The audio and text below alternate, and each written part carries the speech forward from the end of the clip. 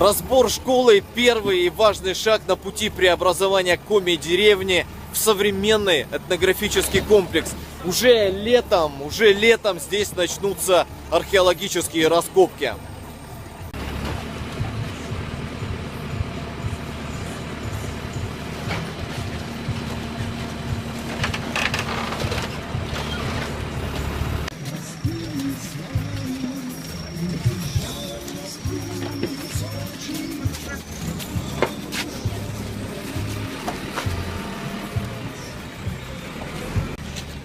Часть материалов, кстати, из разобранной школы будет сохранена для использования в создании экспозиции в будущем этнографическом комплексе.